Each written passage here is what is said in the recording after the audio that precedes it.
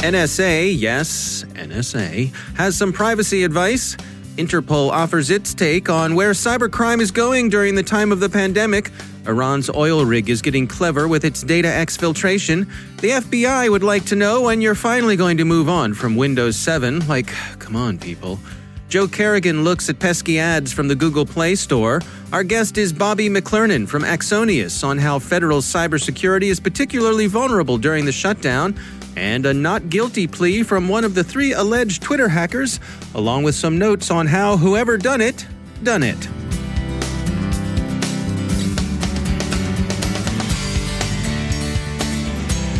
And now, a word from our sponsor, ExtraHop, securing modern business with cloud-native network detection and response. The massive shift to remote work has turned the reality of work on its head. With cloud and multi-cloud adoption, comprehensive visibility is more important than ever. But in order to protect your business, you need more than unified visibility. You need intelligence response workflows so teams can collaborate easily and act quickly. ExtraHop helps organizations like Wizards of the Coast detect threats up to 95% faster. As John Kreese, senior IT engineer, puts it, quote, ExtraHop is helping us accelerate cloud adoption by ensuring our workloads are secure. See how it works in the full product demo, free and no forms required, at extrahop.com/cyber. That's extrahop.com/cyber. And we thank ExtraHop for sponsoring our show.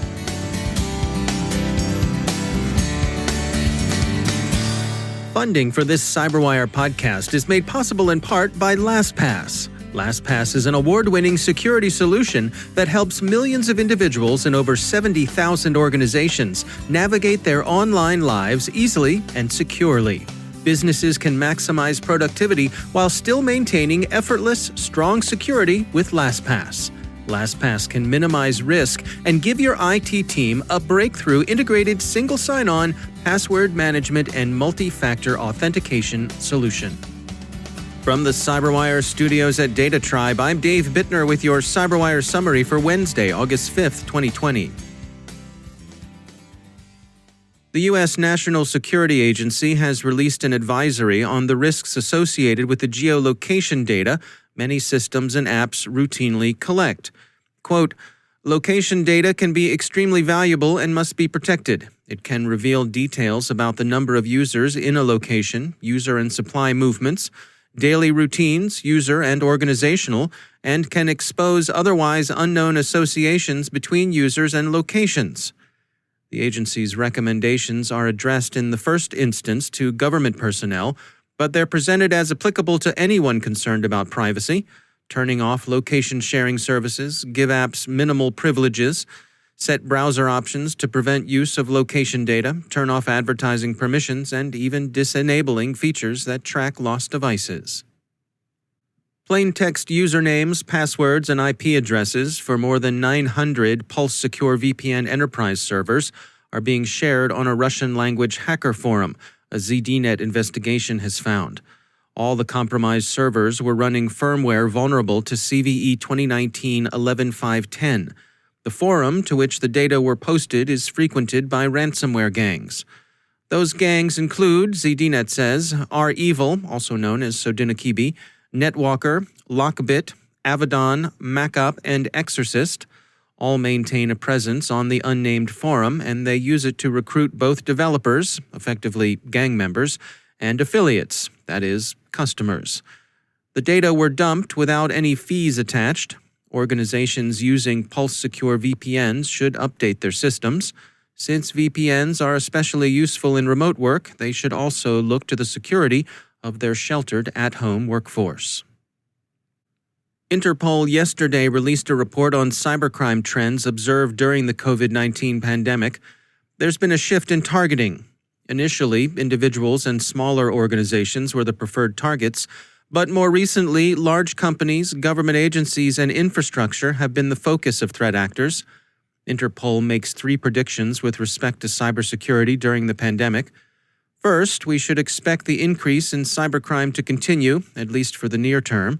Criminals will continue to work against the expanded attack surface a remote distributed workforce inevitably presents. Second, as long as the public remains worried about the pandemic, COVID-19 phishing scams will retain their popularity. Interpol expects such phishing to go hand in hand with a corresponding increase in business email compromise. In both ordinary phishing and BEC attempts, the criminals can be expected to improve their social engineering game and produce increasingly plausible phish bait. And finally, once a vaccine is available against this strain of coronavirus, expect a big spike in vaccine-themed phishing, as well as industrial espionage aimed at biomedical research and production. As always, we should also expect public concern to breed plenty of misinformation. Interpol doesn't say so, but it's reasonable to assume that a large fraction of that misinformation will simply be the madness of crowds. But some smaller fraction will no doubt be deliberate, opportunistic disinformation. All right, so fess up. You're not still running Windows 7, are you? After all, it's beyond its end of life, and the FBI this week staged a mild intervention for the benefit of its more laggard private sector partners. Quote, "The FBI has observed cyber criminals targeting computer network infrastructure after an operating system achieves end-of-life status," the Bureau cautioned in a private industry notification. Continuing to use Windows 7 within an enterprise may provide cybercriminals access into computer systems. As time passes, Windows 7 becomes more vulnerable to exploitation due to lack of security updates and new vulnerabilities discovered. End quote. We know. It's like a public service announcement. Buckle up for safety, stay in school, kids. But that's all good advice too, and it's none the worse for its earnest familiarity. Sure, the Bureau says there are troubles whenever you migrate to a new operating system, but those shrink to the irritation level when you compare them to the risks of staying with the old, the creaky, the leaky, the vulnerable, and the unpatched. So do yourself a favor and upgrade. We're pulling for you. Bobby McClernand heads up the federal division at cybersecurity asset management company Exonius. He joins us to discuss how during this shutdown, federal cybersecurity is more vulnerable than ever. Today, I think the C-level executives are thinking much more dynamically and outside of that box as it relates to cost. Cost today is a big consideration because everyone's been working from home. Government employees are looking for some type of recompense or some type of stipend for the use of their home as it relates to work. They are utilizing assets that they've purchased with their own personal resources. So reclamation, if they're called back to work, is a concern for a C-level exec. And I think as well, production. The C-level executives are starting to look at themselves more like an industry, like a big company. How do I get production from people to accomplish my goals in the same manner as when they were working on-prem? What are some of the specific adjustments they've had to make on the cybersecurity side of things? So as it relates to cyber, with employees going out and purchasing their own assets, I think it's an extraordinary challenge for the C-level execs now to manage those assets. In other words, which assets are out there without the appropriate agents? Which assets are out there without the appropriate software revs on their equipment, and patching and so forth. So as it relates to locking down the endpoint and yet keeping continuity with the workforce, I think this brings a lot of new issues to the table for cyber. As we settle into this and we start to look towards what things might look like on the other side, how do you suppose these folks are preparing for that, for the notion of people coming back to work in this new reality? I can tell you that social distancing is a big concern. From what I understand, they are looking to re-architect workspaces to put the appropriate distance between employees.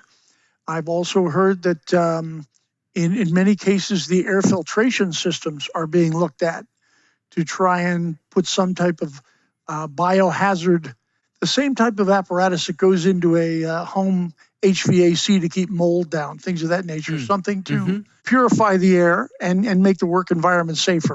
Yeah, absolutely. So those are two examples, but I heard them from a couple of different sources, and I I think that the social distancing thing is going to be, or that type of approach is going to be significant going forward. Because from what I understand, COVID may reoccur in the fall. And I've read several times in the paper that there may be the advent of swine flu crossing borders here in the coming months. So I really believe that people are going to be in a different work environment than they have in the past. That's Bobby McLernon from Exonius.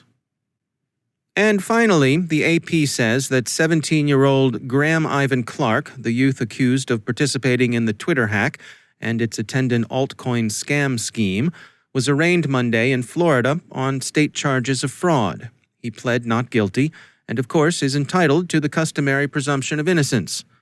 The Wall Street Journal has the story the prosecutors told of how Master Clark allegedly did it. He started with a SIM swap to get access to a plausible phone number. He also set up a few bogus sites as landing places for his phishing pages, and then collected the right logos and text to make them plausible. One of the pages was designed to look like Twitter's Okta login portal, through which employees securely enter Twitter's systems. The Journal points out that Okta itself was uncompromised. The sites were pure imposture. And then he called Twitter admins, some of the roughly 3,000 who have access to Twitter's account control panels. He said he was from IT, directed them to the phishing pages, and convinced enough of them to cough up their credentials to give him the ability for an hour or so to wrench control of more than 100 accounts, mostly high-value and high-profile accounts. An interesting aspect of the story is the connection to online gaming.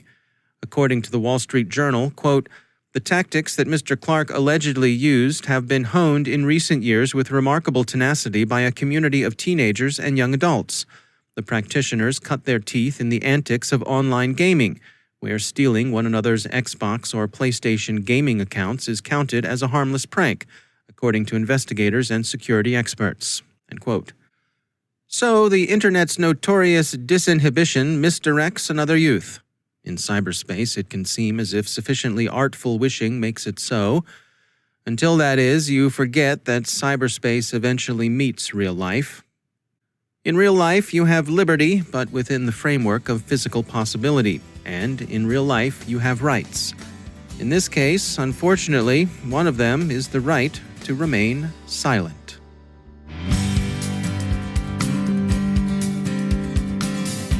And now, a word from our sponsor, Observit. With a distributed workforce becoming the new norm, many organizations are forced to learn how to manage mission-critical functions remotely, which brings a unique set of insider threat challenges to the fore. Whether it's careless users, disgruntled employees, or third-party contractors, insiders have access to sensitive data on networks that are likely less secure, introducing new risks to your business. To protect against these new threats, Proofpoint's Observit Insider Threat Management solution empowers security teams to identify user risk, protect from data exfiltration, and accelerate incident response, so you can better protect your organization from insider risk.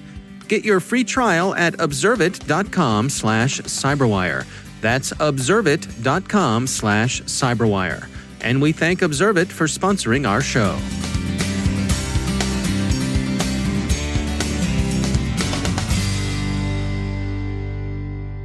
And joining me once again is Joe Carrigan. He is from the Johns Hopkins University Information Security Institute and also my co-host over on the Hacking Humans podcast. Joe, great to have you back. Hi, Dave.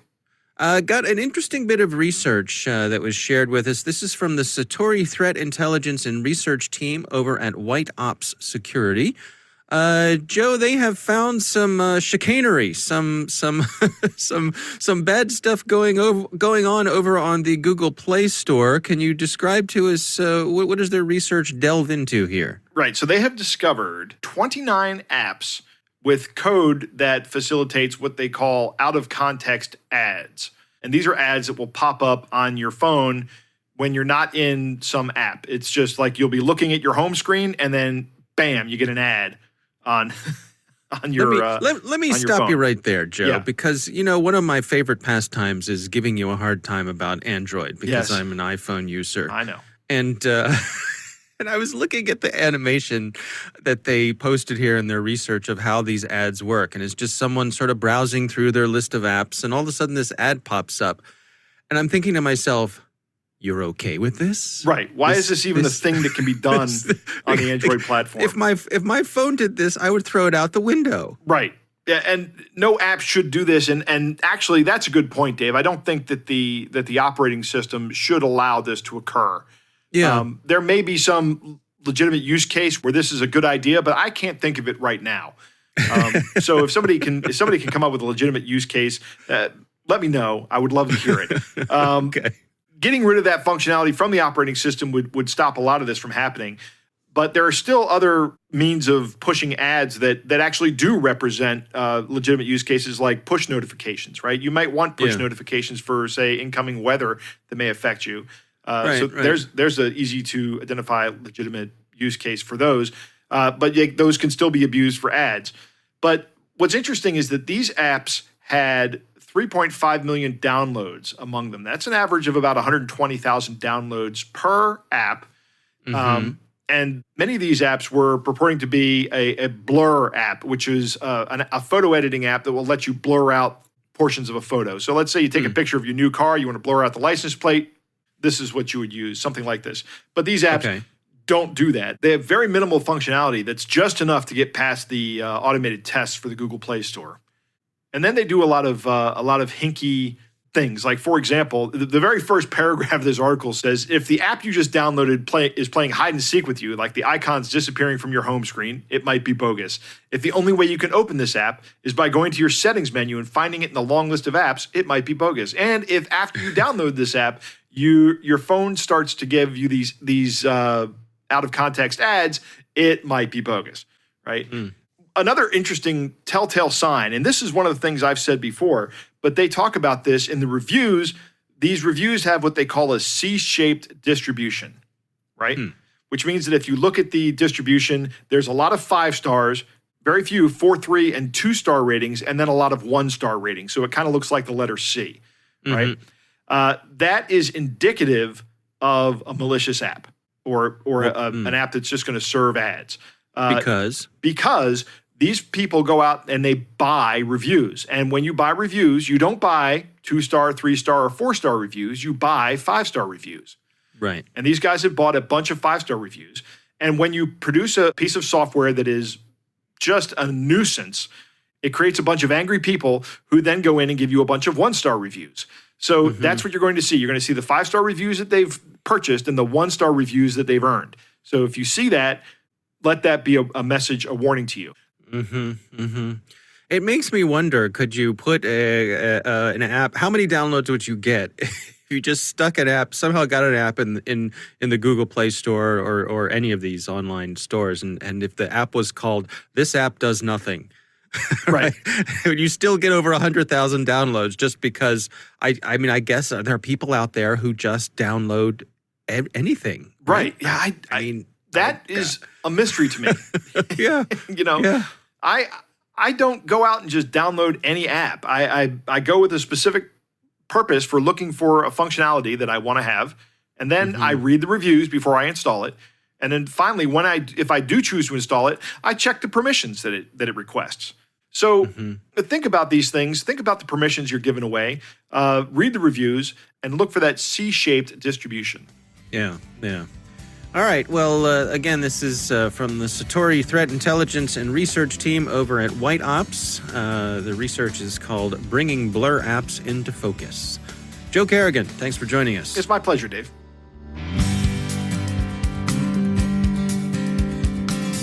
And that's the CyberWire. For links to all of today's stories, check out our daily briefing at thecyberwire.com. And for professionals and cybersecurity leaders who want to stay abreast of this rapidly evolving field, sign up for CyberWire Pro. It'll save you time and keep you informed. Listen for us on your Alexa smart speaker, too. Thanks to all of our sponsors for making the CyberWire possible, especially our supporting sponsor, Proofpoint's Observit, the leading people-centric insider threat management solution. Learn more at observit.com. The CyberWire podcast is proudly produced in Maryland out of the startup studios of Data Tribe, where they're co-building the next generation of cybersecurity teams and technologies. Our amazing CyberWire team is Elliot Peltzman, Peru Prakash, Stefan Vaziri, Kelsey Bond, Tim Nodar, Joe Carrigan, Carol Terrio, Ben Yellen, Nick Valecki, Gina Johnson, Bennett Moe, Chris Russell, John Petrick, Jennifer Iben, Rick Howard, Peter Kilpie, and I'm Dave Bittner. Thanks for listening. We'll see you back here tomorrow.